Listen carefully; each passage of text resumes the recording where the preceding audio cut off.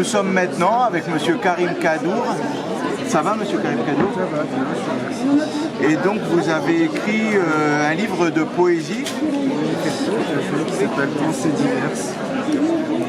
C'est des poèmes qui s'enracinent dans la vie d'aujourd'hui, qui partent d'un constat, qui partent de l'absurde. Donc c'est un sentiment au départ, qui prend forme. Et dans le but, c'est de créer une réflexion chez le mortel. Donc c'est comment ça constat sur tout ce qu'on rencontre,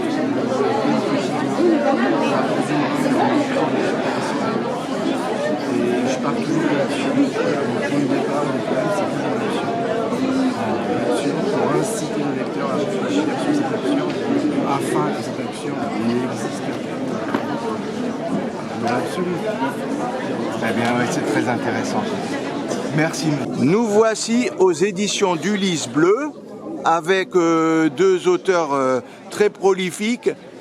Monsieur Gérard Cavana, avec qui j'ai prévu d'avoir resté bien sur la chaîne, abonnez-vous, on aura vraiment une interview très poussée, et j'aurai une interview très poussée avec lui, et Sylvie Bourgoin. Vous pouvez nous parler un peu de ce que vous faites, de vos romans et de vos livres?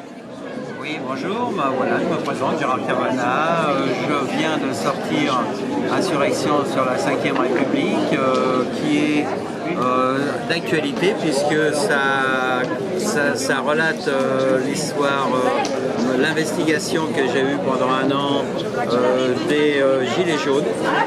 Et j'ai vécu pendant un an sur les ronds-points à ressentir le gaz lacrymogène et la BD qui sifflait à mes oreilles. Et ce roman, c'est une fiction sur les Gilets jaunes. Très bien. Et vous, Sylvie Bourgoin, qu'est-ce que vous avez écrit? Je présente là deux de mes romans. Le dernier s'appelle Des enfants sous les peupliers, c'est mon 8e roman. Il s'agit de l'histoire de la France en mai 68 à travers la vie de 3 familles.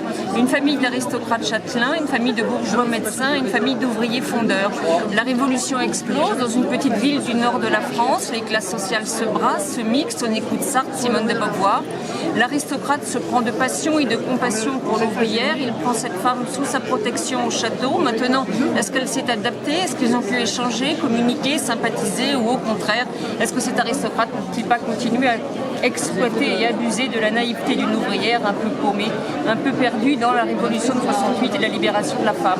En d'autres termes, est-ce que 68 est une révolution qui a réussi, qui avec les accords de Grenelle a propulsé le peuple français, ou au contraire, est-ce que c'est une révolution mitigée qu'il a fallu récidiver 50 ans après avec les Gilets jaunes?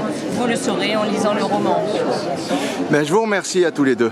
Maintenant avec Monsieur Thierry Jéglet qui va nous parler de son œuvre.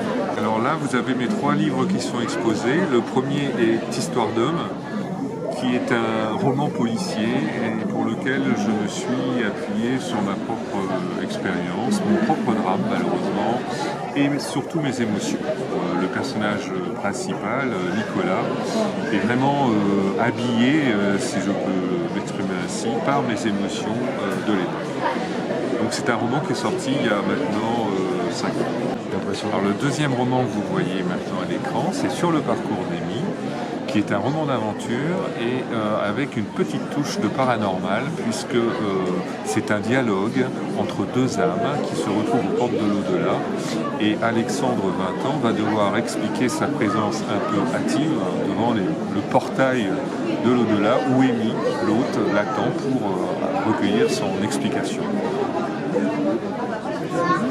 Et le dernier roman, qui est un livre fantastique, science-fiction, anticipation à 15 ans, puisque l'histoire se déroule en 2035 à Barcelone, raconte l'histoire d'un homme d'une trentaine d'années qui s'appelle Thomas et qui, depuis son enfance, entend une voix qui lui répète inlassablement qu'il est le sauveur de l'humanité.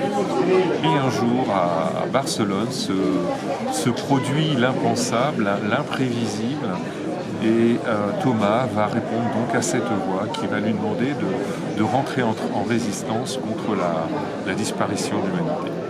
Merci beaucoup Thierry Jéglet.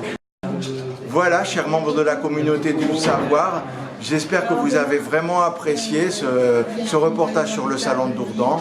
eh ben, je vous dis abonnez-vous, voilà, vous voyez ce qu'on peut faire sur YouTube et je pourrais encore faire plus si j'avais plus d'abonnés. Voilà, je vous remercie déjà ceux qui me soutiennent. Eh ben, très bien, je suis très content d'avoir effectué ce reportage pour vous et je vous dis à très bientôt pour une prochaine vidéo.